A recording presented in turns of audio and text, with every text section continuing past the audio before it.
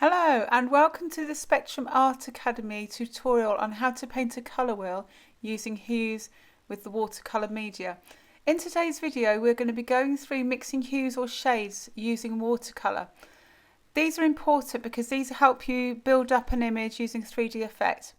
If you haven't already had a chance to view our brief lesson on colour theory, please try and watch this as it will explain hues and how they fit into colour theory and creating a 3D effect.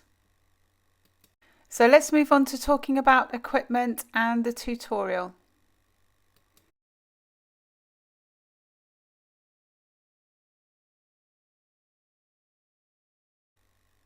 So let's get into description of all of the resources that you're going to need for today's tutorial.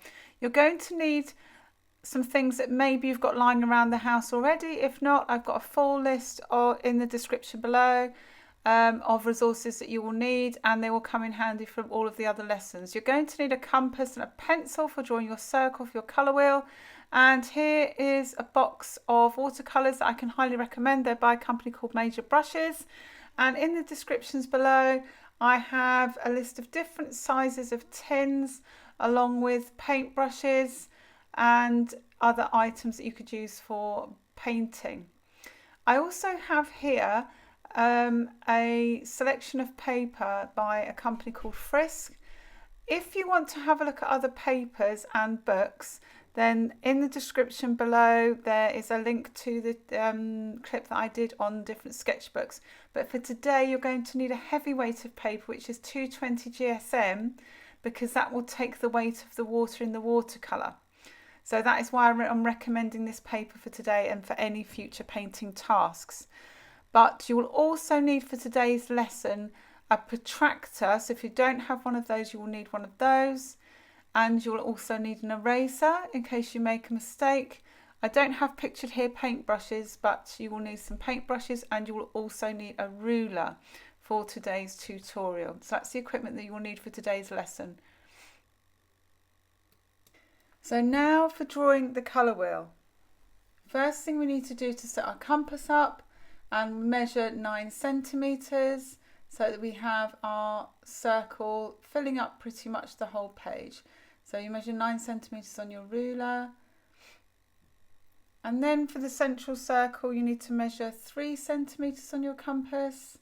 And if you go back to your starting point, make sure that you're drawing all your lines really lightly, because if you make a mistake you'll need to be able to rub them out, and that's the same for all your sketching. I would suggest also that if we haven't already discussed this, which I don't think we have, use a HB pencil. That's a good one for this. And then measure 5 centimetres so you can draw your next circle all the way around. Then 7 centimetres, and then all the way around. And then you're going to need your ruler to draw a line straight up through the middle. And from this you're going to draw all your angles.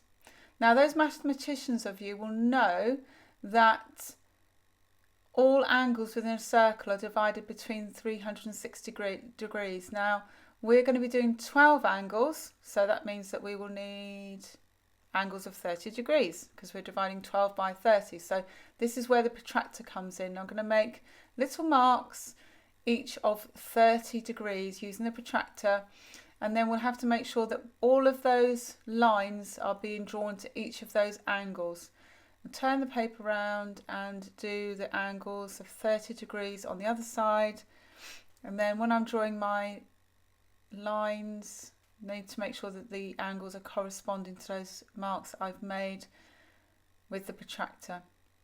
As I said earlier, hopefully you've got this equipment lying around the house. If you haven't, I would suggest you buy yourself a basic tool, mass kit, and I've left a link in the description below of a mass kit that you can get, you know, the basics for a compass and a protractor.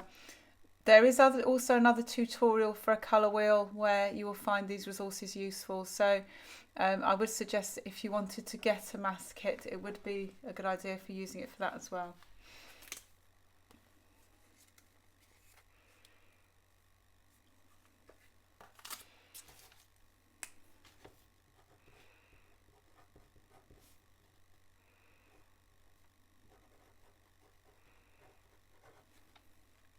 Nearly there.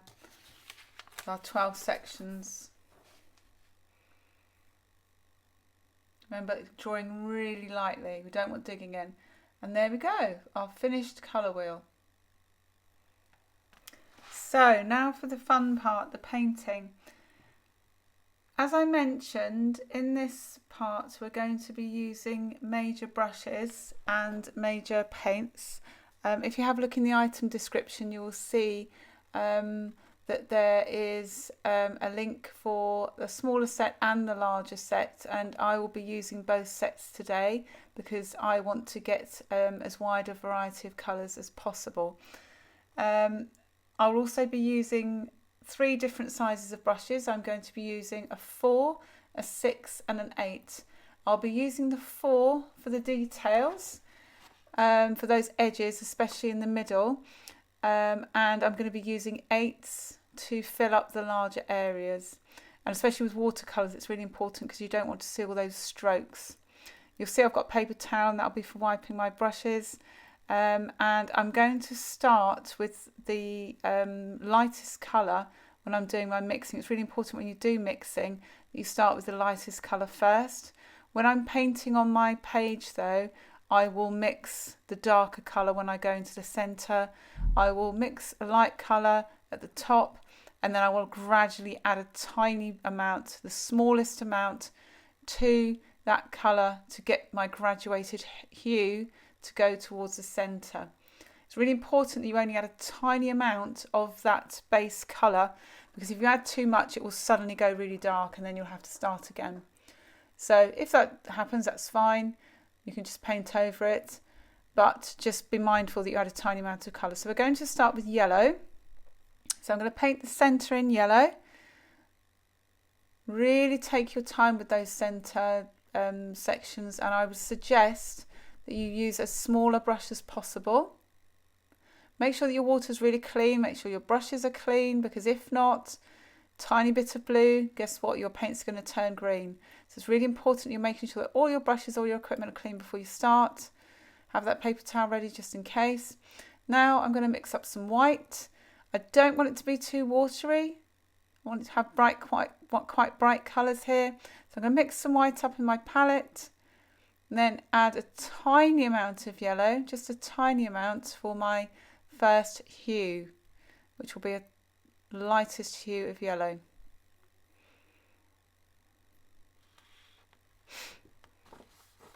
And I can't stress enough that you need to have a clean brush for this, especially for the lighter colours.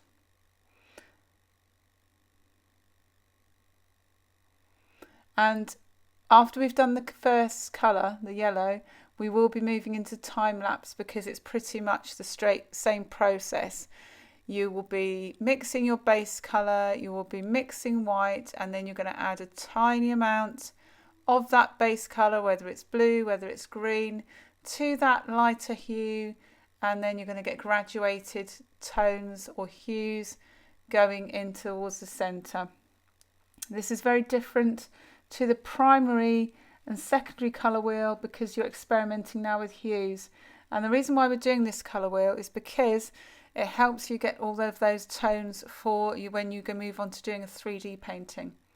So say for example you were doing a picture of a cake with a cake case and the icing, you would need to get all those different shades for it to look 3D. So if you want a 3D element to a painting, it's really important that you are getting used to adding all of those shades, because if not, it's just going to look flat and then it doesn't look realistic. So it's really important that you're starting to experiment with all of those shades, whether it's in acrylic or watercolour. And that's the last segment finished. So I would suggest cleaning your water before you move on to the next one, and we will be speeding things up.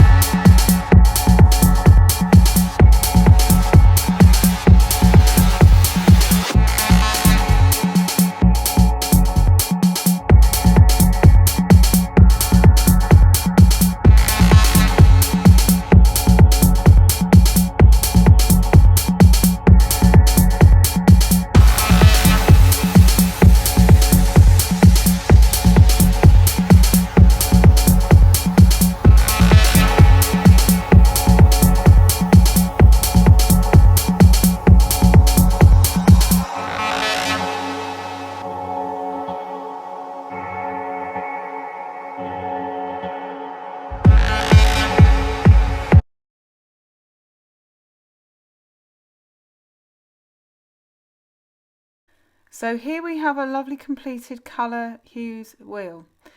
If you haven't already, please remember to watch the other clips in the Colour Theory playlist to find out more about how you can apply colour in your work. Also, ensure that you subscribe to the channel so that you are alerted about future content. And if you have an idea for a future tutorial, let me know either in the comments, Instagram or Facebook. Have fun with doing your art, and if you have any work that you are particularly proud of or that has been successful as a result of doing any of the tutorials, please send it to Instagram at #Spectrum Art Academy, and it will go on the Spectrum Art Academy story. Thanks for watching.